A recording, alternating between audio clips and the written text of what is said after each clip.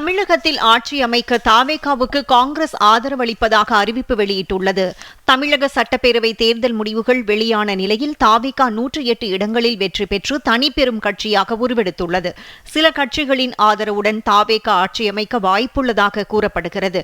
இந்நிலையில் தாவேகாவுக்கு காங்கிரஸ் ஆதரவளிக்க வேண்டும் என விஜய் தன்னிடம் கேட்டதாக அக்கட்சியின் பொதுச் செயலாளர் KC வேணுகோபால் நேற்று தெரிவித்திருந்தார். இது தொடர்பாக மாநில காங்கிரஸ் கமிட்டியே முடிவு செய்யலாம் என்றும் கூறினார். இதனிடையே நேற்று திமுக தலைவர் மு.க.ஸ்டாலின் தலைமையில் நடைபெற்ற கூட்டணி கட்சிகளின் கூட்டத்தில் காங்கிரஸ் பங்கேற்கவில்லை. இதனைத் தொடர்ந்து தாவேகாவுக்கு ஆதரவளிப்பது குறித்து முடிவு செய்ய சென்னையில் இன்று காலை தமிழ்நாடு காங்கிரஸ் நிர்வாகிகள் கூட்டம் நடைபெற்றது. தமிழக காங்கிரஸ் தலைவர் செல்வ பெருந்தகை, தமிழக காங்கிரஸ் தேர்தல் பொறுப்பாளர் கிரீஷ் சோடங்கர் உள்ளிட்டோர் இந்த கூட்டத்தில் கலந்து கொண்டனர். தமிழகத்தில் ஆட்சி அமைக்க தாவேகாவுக்கு காங்கிரஸ் ஆதரவளிப்பதாக அகில இந்திய காங்கிரஸ் கமிட்டி அறிவித்துள்ளது.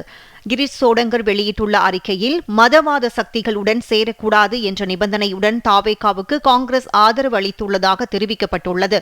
இதன் மூலமாக கடந்த 15 ஆண்டுகளாக இருந்த திமுக காங்கிரஸ் கூட்டணி முடிவுக்கு வந்துள்ளது.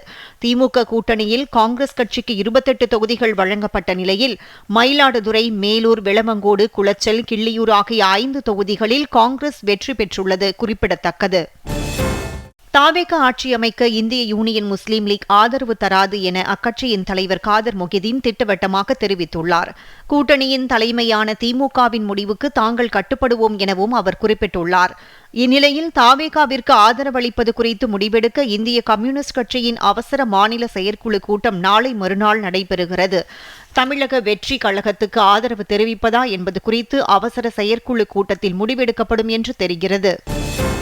தமிழ்நாடு ஆளுநரை சந்திக்க தாவேகா தலைவர் விஜய் நேரம் கோரியுள்ள நிலையில் சந்திப்பு நிகழ்ந்தால் மாநிலத்தில் ஆட்சி அமைக்க உரிமை கோருவார் என எதிர்பார்க்கப்படுகிறது. கேரளாவில் இருந்து தமிழக ஆளுநர் RV அர்லேக்கர் இன்று நண்பகலில் சென்னை கிண்டியில் உள்ள மக்கள் மாளிகைக்கு வரவுள்ளார். அதைத் தொடர்ந்து நடைபெற்று முடிந்த சட்டப்பேரவை தேர்தலில் அதிக இடங்களை வென்ற கட்சி என்ற முறையில் தாவேகா தலைவர் விஜய்க்கு ஆளுநர் ஆட்சி அமைக்க அழைப்பு விடுப்பார் என்று எதிர்பார்க்கப்படுகிறது. அப்போது புதிய அமைச்சரவை பதவியேற்புக்கான அனுமதியை ஆளுநர் வழங்குவார் என்று கூறப்படுகிறது. மற்ற கட்சிகளின் ஆதரவு கடிதமோ அறிக்கையோ இருந்தால் அதை ஆளுநரிடம் விஜய் அளிப்பார் என்று தெரிகிறது.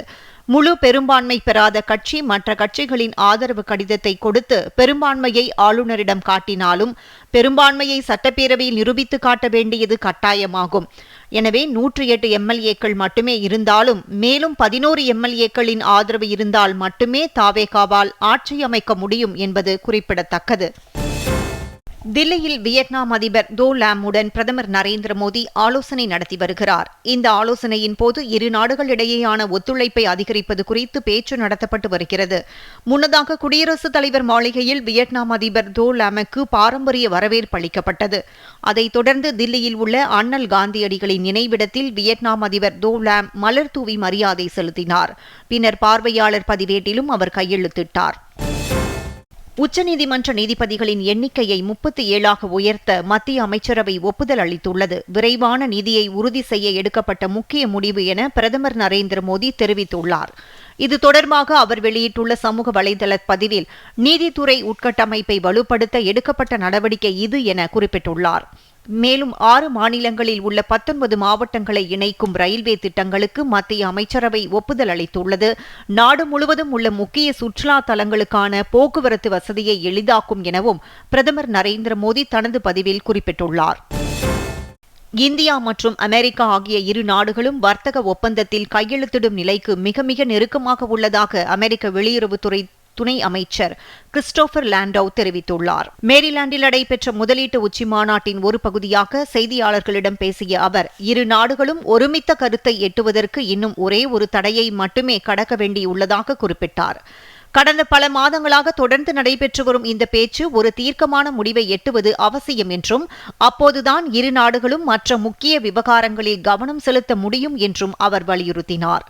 உலக அரங்கில் இந்தியாவின் முக்கியத்துவத்தை அமெரிக்கா நன்கு உணர்ந்துள்ளதாக தெரிவித்த லாண்டோ, நீண்ட காலமாக எதிர்பார்க்கப்படும் இந்த ஒப்பந்தம் மிக விரைவில் இறுதி செய்யப்படும் என நம்பிக்கை தெரிவித்தார்.